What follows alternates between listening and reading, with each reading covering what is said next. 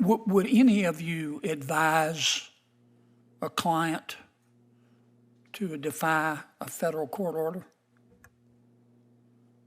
No. None of you would? How about you, Professor? I mean, under most circumstances, we follow the government and private parties follow court orders. I suppose it's not, I would not rule out ever the possibility that in a sufficiently egregious order, there should be some consideration of whether there's a way. So in some cases, I think it's a qualified answer, yes. in some cases you would. In an extremely narrow band of cases, I think it would be considered, yes. Okay. Do any of you think that nationwide or universal injunctions are not being abused? Patriots, buckle up, because today we're diving into something that every red-blooded American who believes in the Constitution should be paying attention to. We're talking about a recent Senate hearing where Senator John Kennedy, God bless him, exposed intellectual hypocrisy infecting our legal system. And trust me, it was a masterclass in how to hold people accountable, especially when they're supposed to be teaching the next generation of American lawyers. I'm not sure what if I may, Senator, I'm not sure what the time horizon of the question is. I don't think that there could be good faith disagreements about the correctness of some of them, but I have not seen in the last 4 months abuse. No. I've read your stuff, and I've read your writings. I don't want to get bogged down with this, but I have little respect for your opinion because I've read your stuff. When someone is in the White House that you agree with and someone gets a universal injunction against him, you don't like universal injunctions. You called them judges acting like they're politicians in robes and judges looking like crass political actors. But now that President Trump's in the White House, who you dislike, you think that universal injunctions taste like pumpkin pie. So I have to discount what you say because I think you act on your political beliefs. And I worry that that's what you're teaching your kids. So I'll leave you out of that. Do you think nationwide injunctions are being abused? Certainly, Senator. I think that is. They're being abused by both sides, aren't they? Yes, Senator. Both Republicans and Democrats are forum shopping, aren't they? Certainly. Professor, do you disagree with that? I think both sides are abusing them. I agree. Okay. Both sides. Yeah. There are no clean hands here.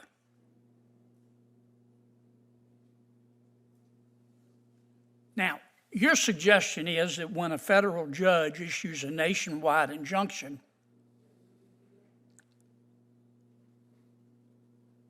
there should be an automatic stay and an expedited right of appeal. Is that right? Yes, sir.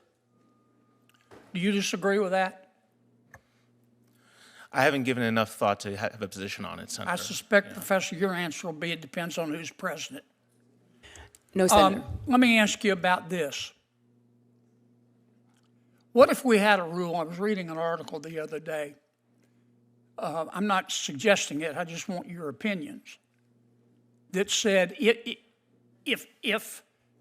a president, any president, issues an executive order, let's say, that clearly violates settled Supreme Court precedent, that a federal judge can't issue a nationwide injunction.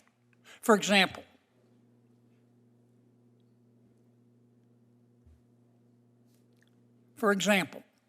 if a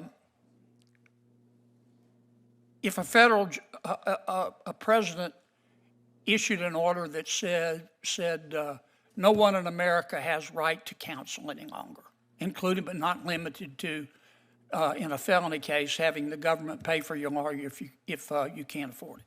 That clearly violates settled Gideon v. Wainwright. In that case, a judge has no authority or does have authority to issue a nationwide injunction.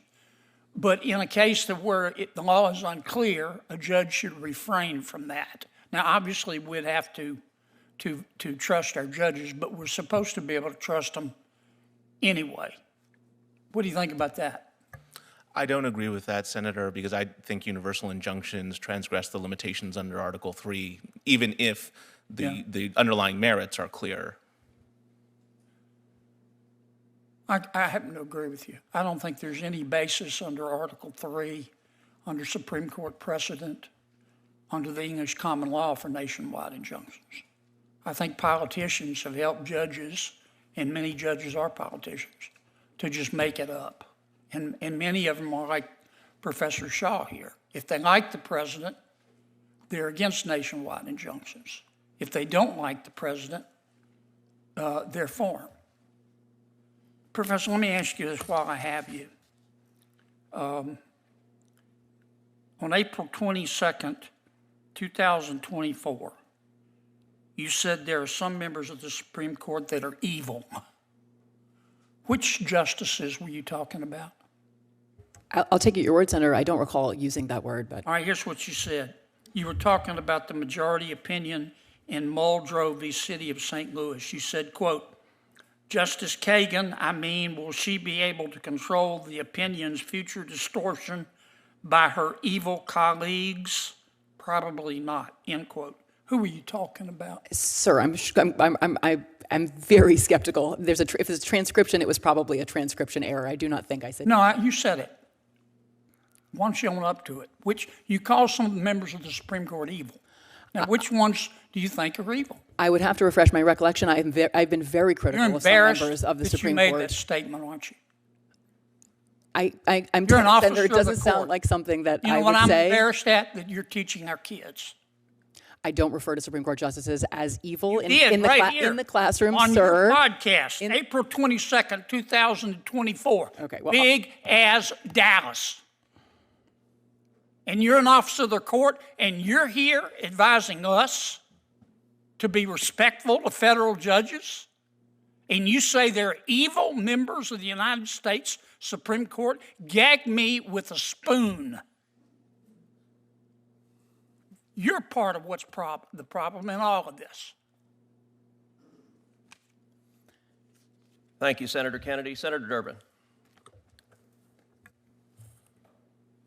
So I'm going to give the panel members an opportunity to.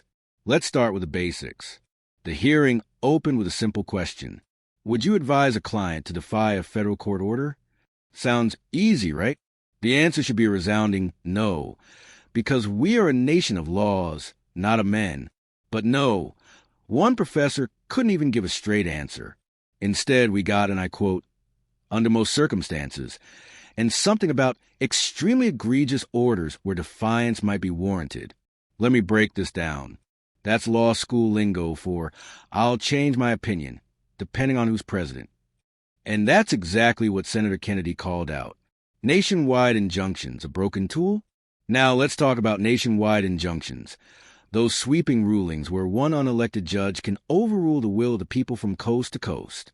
Senator Kennedy asked the room, are these injunctions being abused? The answer was clear. Yes, and by both Republicans and Democrats.